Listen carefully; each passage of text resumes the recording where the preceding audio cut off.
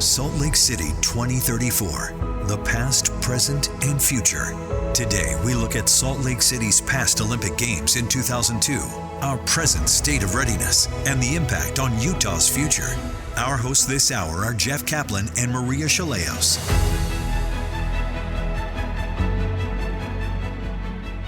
What was your favorite memory? Oh my goodness. Simply, the Olympics were just my favorite time of my entire career. I think maybe my favorite memory is the closing ceremonies. Just to be in the crowd, even though it was snowing. We were wearing these crazy raincoat things that were all color coordinated. But just to be there and just see the magnificence of that ceremony, it's a once in a lifetime. As I recall, the closing ceremony, the athletes walk in, but it's all informal. It's not the march like the opening ceremonies. It's not the march, but the pomp and circumstance that still goes with it. When NBC had the Olympics, they broadcasted nationwide. I think Bob Costas was the host. And he sat in the studio the entire time. You got to go out to the events working for KSL. You were in the thick of it for just about everything important. How was that? It's amazing to be part of the crowd and to watch the athletes. One of the events that I got to see firsthand was the bobsled run. And just to watch the different teams come down, be just along that track and watch everyone cheering them as they go for the different countries. And just being a part of it, I can't imagine having to cover an event like that and not being able to be a part of it. When you watch bobsled and you're just along the track, is it kind of like, whoosh, and then they're gone and that's it? It truly is. And then you like to move up the track to see what it looks like from different positions on the track. I gotcha. Yes. Did they do the cowbells at the bobsled?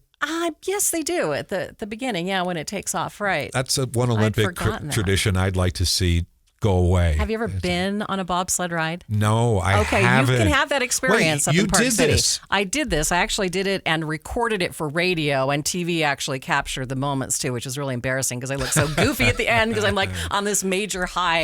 And well, wait, did you have to like run with the bobsled and jump into it? No, they put me in, and then the drivers of the bobsled did the rest of the job, but I got the full experience, and I'm telling you, my neck hurt for months. It was super fun, exciting, and terrifying all at once. Do you have any idea how fast you went? I have no idea. Did you wear a helmet? Tell me. Oh, of course. Yes. What else did you get to do? Are you kidding? I work for KSL. Would they let me go on there without a helmet? You make a point. What else did you get to do? We did pin trading at the city council. Actually, you should start from the beginning. The first thing we did was cover the announcement at Washington Square, which was phenomenal because the station had set up risers for radio and TV. And so we were right there when that announcement was made. And then we also covered the pin trading events. I mean, pins were such a huge deal. I mean, there's the Jell-O pin. KSL had their own little mic pin with the KSL logo on it. And people just really got into trading pins. We did a show from there. The funniest thing about that is technology has changed so much. We had to get our scripts for our news from a fax machine. We had to have a person run it from inside the city and county building out to where we were sitting out in the square, which was crazy now that I think about it. Extra, right? It was waving crazy, a fax. Right? 2002. The station was very generous with tickets to certain things like the Metals Plaza. So I was able to go to the Metals Plaza with my husband and my children and watch some of the awards ceremonies, not just the awards, but there were concerts just across the street here from the Triad. They had these major concerts, and man. I remember watching the coverage at home, far, far away, and just wearing their Roots parkas. NSYNC was up on that stage. Yeah, just and an they impromptu had the concert. Oberman Arch in the background with these guys on the stage, and yeah, it was just fabulous. And you needed tickets to get into the Metals Plaza? You did. Because imagine, it's not a huge space. We're talking about the parking lots across the street from the Triad. And that's the only space there was. Okay, so you can't fit a ton of people. It's big, but it's not huge. Tim Hughes could tell you, since he was the announcer at that point in time for all the awards, he could tell you how many people fit in that space, but it's not a huge space. Was security burdensome? Because here we are after 9/11, as we've pointed out so many times. Just working at Triad was really difficult during that time. They had security completely around the perimeter of this building. So getting in and out of the Olympic venues, and remember, Salt Lake City was the gathering place, and you had to go through these long lines of security just to get into downtown Salt Lake City. And it was cold, remember? There wasn't really snowy, but it was really cold. Happens in wintertime. It does. Unless there's an inversion. So you realize for the next Olympics in 2034, the plan is the street we're on, where that parking lot, where the Metals Plaza is, they're going to be burying Third West underground so it becomes a giant plaza. That's part of the hockey stadium deal. So we're going to go through construction and then security, but we can wait 10 years for that. We certainly can. When we come back, we'll talk to the man who did all the nuts and bolts, the guy who put together the 2034 Olympic bid. He literally wrote the book. That's after the break. Salt Lake City 2034 on KSL NewsRadio. In order to win the games, we had to submit a bid to the IOC. And believe me, it was not two pieces of paper stapled together. It was an epic effort, and we're joined by the bid lead. That's his title, bid lead for the Salt Lake City, Utah Committee for the Games. Jeff Caplan and Maria Shilaos here congratulating Darren Hughes.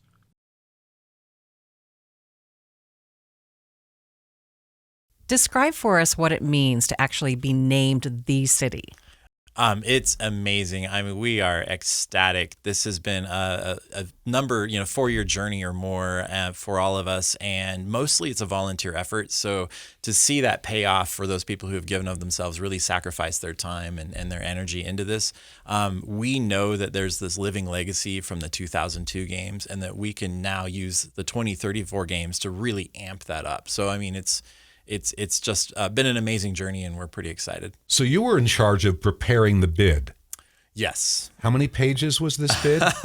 I'm losing count. We continue to add. We're well over 5,000 pages of documents. Yeah. Are you serious? What's in there? So the actual main, used to call it a bid file. These days, in the current process, it's called a preferred host submission. And that there's a questionnaire that we have to answer, and it's about 40 questions or so. And that's about an 80-page document, crisp, well-written, narrative about our game's vision and about everything that we need to, plan, or that we plan to do in hosting the games. But then in addition to all that, there's all this additional detail. So you poor man, how granular was this bid? Did you have to go into how many rolls of toilet paper in each room? Not exactly that on that side, but on our venue planning side, absolutely, because we've done a bottom-up build for our budget. So if you think about it, it's a pretty big number, right? $2.8 billion. And we needed to get into the detail of how we actually are going to spend all that money. So not maybe levels of, numbers of rolls of toilet paper, but we could tell you how many chairs, we might use in our venues, or the number of tents we might need, because we had to project all of that out to have a really robust budget. Those who have watched the Paris Games have seen the Eiffel Tower in the background with the Olympic rings, just pretty iconic. Watched the athletes come down the Seine for the opening ceremonies. That has to put a lot of pressure on Salt Lake. It seems like the opening ceremonies put a lot of pressure on the city. Can you kind of describe what your vision is? Yeah, so we are excited about that. Yeah, the Paris 2024 concept, brand new, right? Bringing the Olympics out into the public square and really changing the dynamics of that and allowing for so much more engagement. We're really excited about that opportunity. That is something new that we didn't have in 2002 that we can definitely learn from the Paris 2024 guys.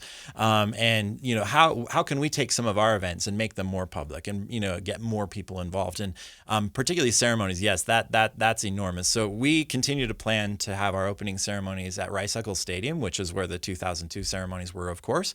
But we're talking about ways to activate the whole city from downtown up to Rice Eccles. And if you recall, we had a Metals Plaza back in 2002, which was dark on the days of ceremonies. And we're thinking, why don't we turn that on? Why don't we open that up and get even more people involved? So that's one of the ideas. And then we're also looking at, how can we do what Paris has done, which is, using some of the same race courses and putting the public on them after the athletes have gone by. So they're doing actually a public marathon. They have a public marathon where thousands of regular public or members of the public could actually run the marathon a few hours after the elite athletes. Why don't we do that for cross country or in the Winter Games? Let's do something else. What do you now see as the biggest challenge facing you? What's keeping you up at night? Well, the good news is, in terms of our strengths, we have everything in place. from the venue's perspective, we have, we don't need to build anything. We've got the time, and with that time, then that creates the challenge for us. Is what is it that we can do with these games that's different than 2002? In 2002, we were just worried about, will the buses run on time? Will we actually be able to pull it all off? This time we have the confidence and we have all of the infrastructure in place. So now it's about how do we use that 9.5-year journey to really, do good. And so the biggest challenge, the thing that we're worried about is how do we, properly engage and really use the games as a catalyst to do good for our communities. Let's go back a few years, the Winter Games in Sochi in Russia. I'm sure they made a great plan that was hundreds, if not thousands of pages long, but they didn't finish building the Olympic Village. There were toilets that faced each other from 2 feet away in the bathroom. They made a mess of the construction.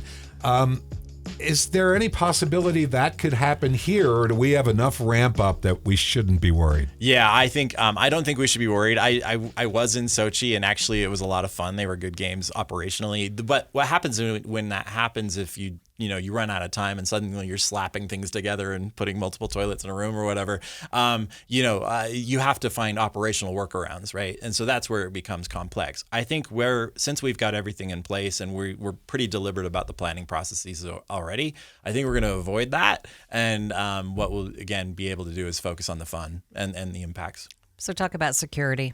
There's always a concern. 2002, that was a huge challenge since we had just come off of the 9/11 attacks. Absolutely. What's in place for the next games? So we have a couple of big things that what actually happened in 2002 is we set up a public safety command, which was a joint operation of all the different levels of security. That foundation is actually already in place. So we're going to use that again. We're going to rebrand it a little bit, the Utah Games Public Safety Command. So that's outlined in our bid file, actually.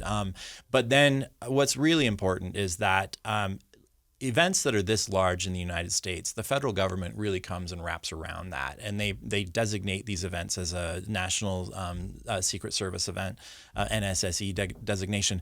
And LA just got theirs, which is really good because that the precedent is that that they're going to continue to support these major events like the Olympic Games. And so we're anticipating that. And what that does is it opens up all kinds of resources from the federal government to support the overall security of the games.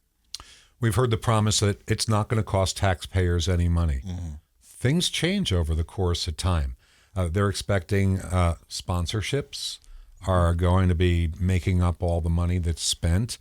Well, what if there's no streaming anymore because they invented something else that they can't make money off of? Are there contingency plans in this bid for if things are just different 10 years forward? Absolutely. We actually have a very healthy contingency because you're right. There is more risk assigned to, an event that's so far away. 9.5 years, that's a long time where things could change. And you're right, the situation would change. However, we are very confident that we're not calling on any state or local taxpayer dollars at all.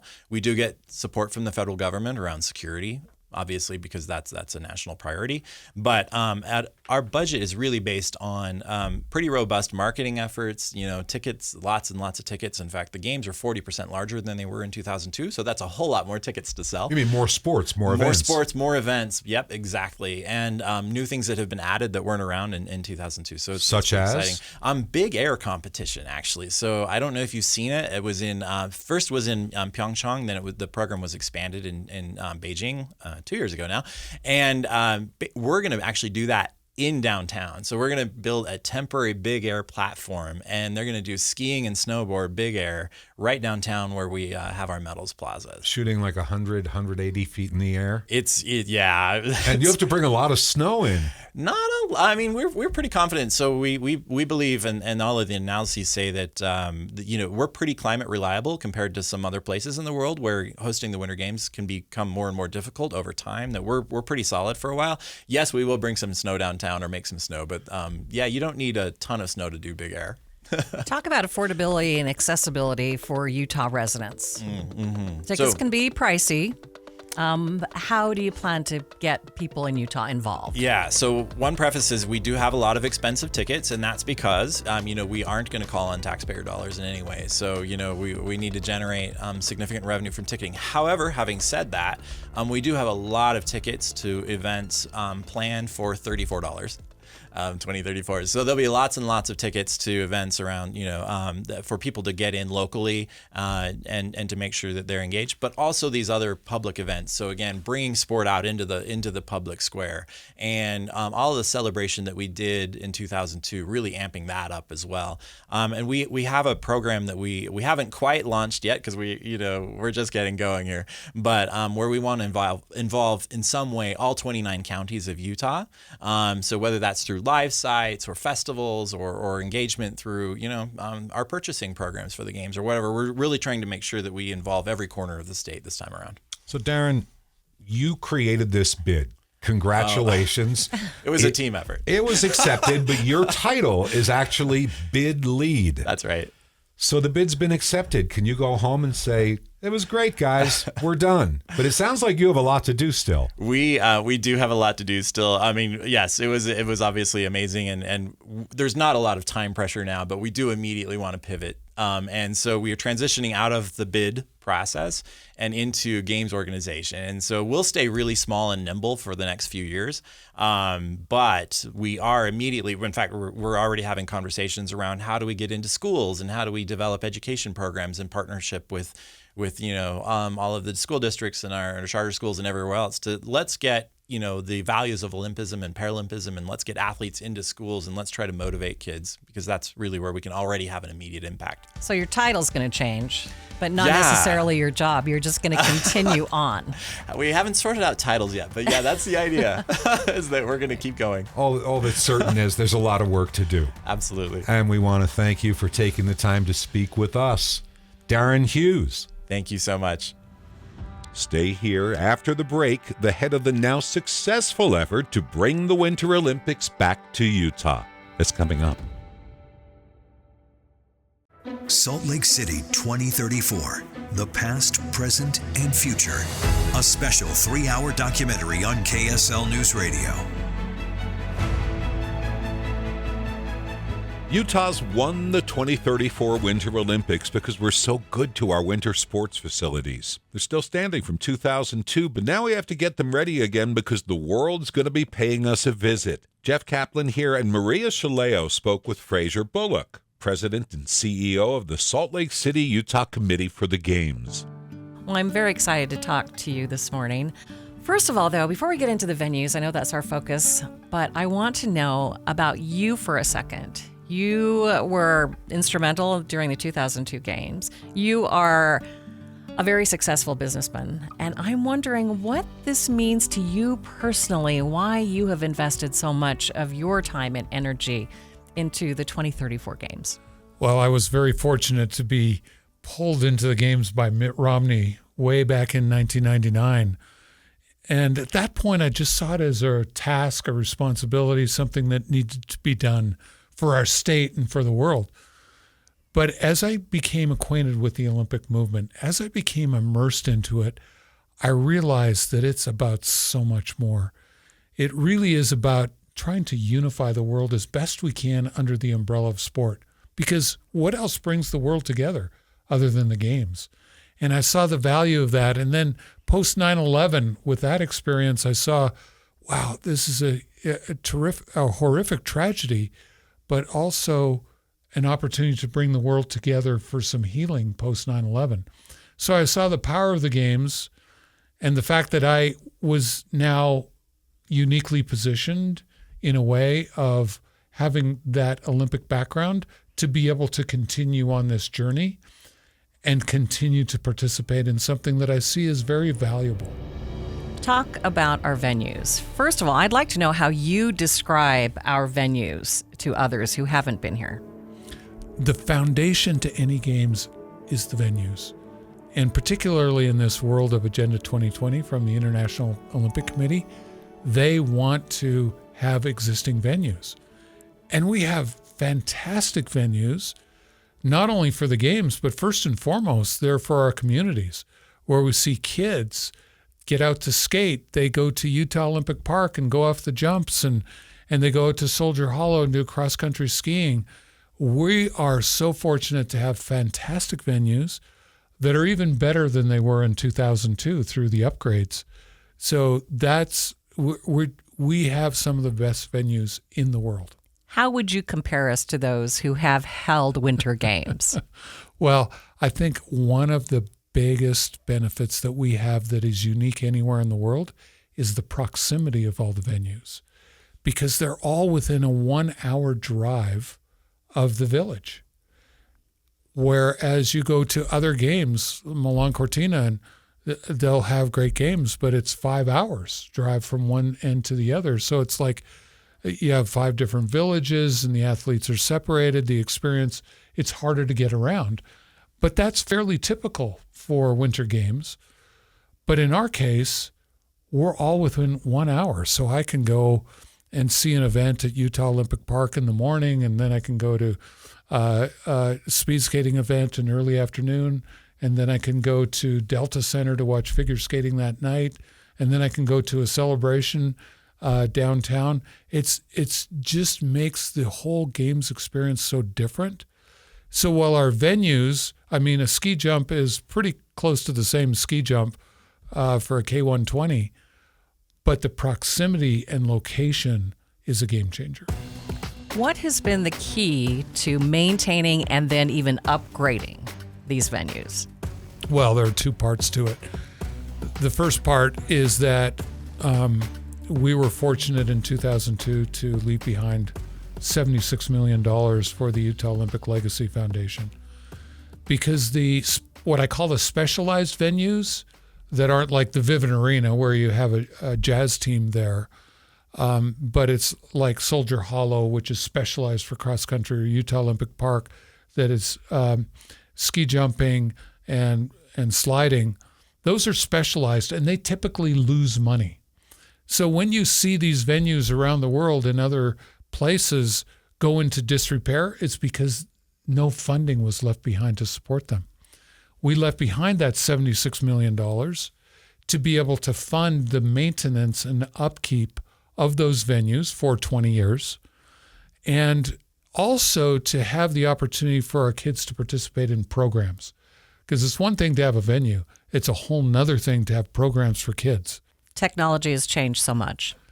And the venues in 10 years are going to need to change a little bit, right? What needs to be done between now and then to make sure that we're ready for 2034?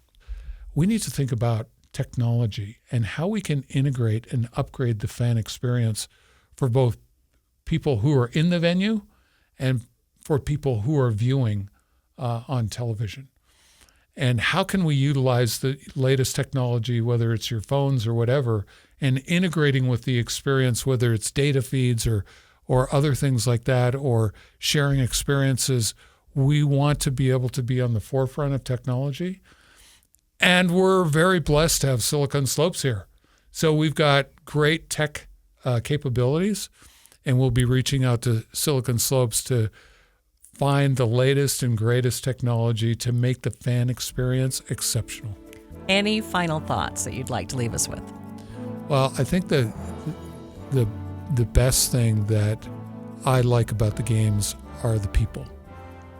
And from the people in Utah, they portray the spirit of our state and our city. And we have the opportunity to share that with the world. In a world that's so divided today, rallying here locally around the games, utilizing that as a unifying influence here locally, where we can, doesn't matter ethnicity or economic background or where you live, we all come together, volunteers, host the games, host the world. And so that's a unique opportunity here, but then we can share that with the world when the time comes to actually host the games. So I'm looking forward to this 10-year run up to the games, utilizing it for every opportunity we can to unify and build our communities. It's an exciting time. Thank you so much for being with us today. Thank you so much. Up next, the man who signed the official contract awarding the 2034 Winter Games to Utah, Governor Cox, joins us after the break.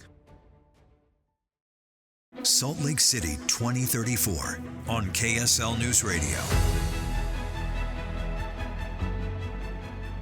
All right, Maria, you were in the thick of it in 2002. It was your job. What was that like? You're making my heart race just talking about it. It was so exciting. We were just in the thick of everything. We were there when the announcement was made. We had our own little podium that we were set up on, watching as the announcement was made. I'm going to say probably the best thing that I've done in my career. Well, it sounds like it was a great job to have, but you know who has a better job? Governor Spencer Cox, who's joining us live in the studio. And Governor, thanks for coming in. It's great to be here with you. Anytime we get to talk Olympics, I'm in. Okay, it seems to me, this is my theory, you have the best job in the world because you had to do the legwork. You've secured the Olympic Games for 2034, and they're going to be here in Utah. And by the time they come, you're going to be retired. You'll be a senator, the president, a farmer, a lawyer, whatever. You won't have a responsibility in the world, and they're going to give you free tickets to everything. Well, I certainly hope I get a chance to come back, even if I have to pay for the tickets. That's not a problem at all. I definitely won't be governor. I hope to be a farmer at that point. But so looking forward to this. I listened to Maria on the radio in 2002, and that's how we consume the games, listening and watching. I didn't get a chance to go to any events. I did walk around with my two little boys in a stroller in the freezing cold downtown just to soak it in, just to be adjacent to what was happening. And those are core memories for me and so many Utahns. And I'm so glad now that my kids will be old enough to actually experience and be a core memory for them.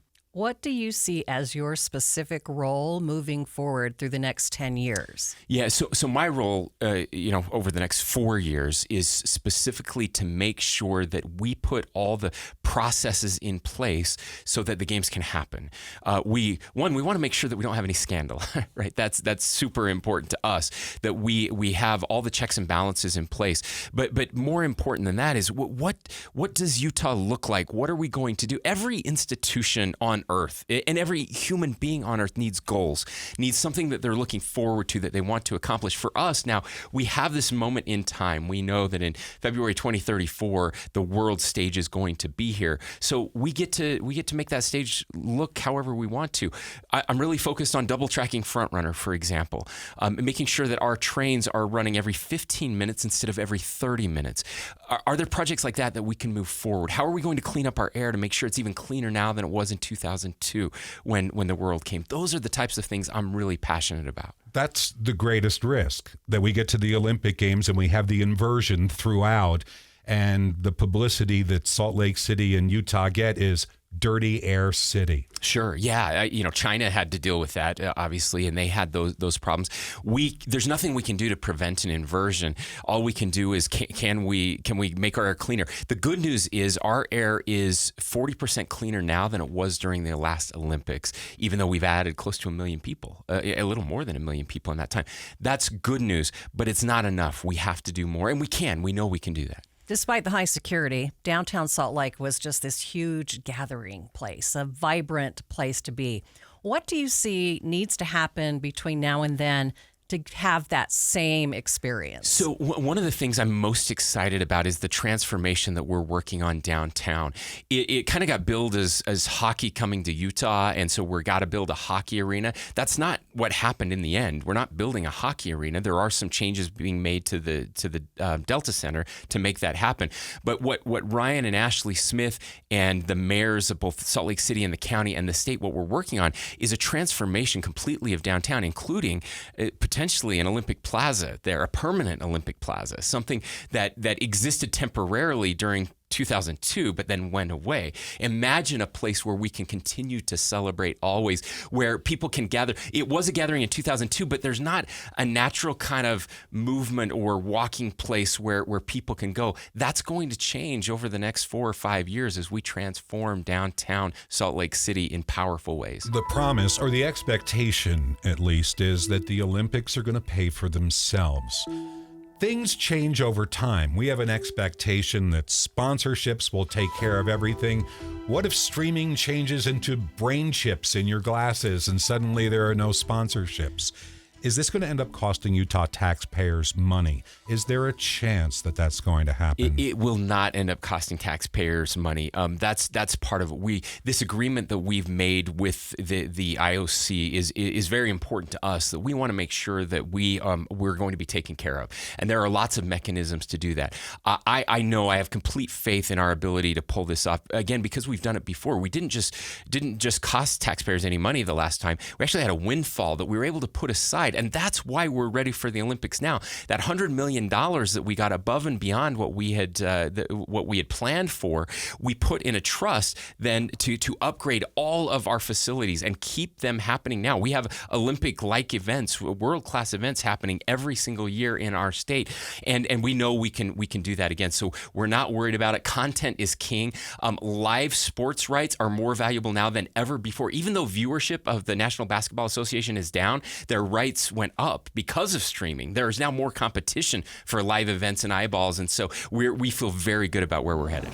Utahns have so many fond memories of the 2002 Olympics, the logo jackets. You still see people wearing their parkas every once in a while. The Roots hats, the berets. Kind of the berets, and all of the fun Olympic pins.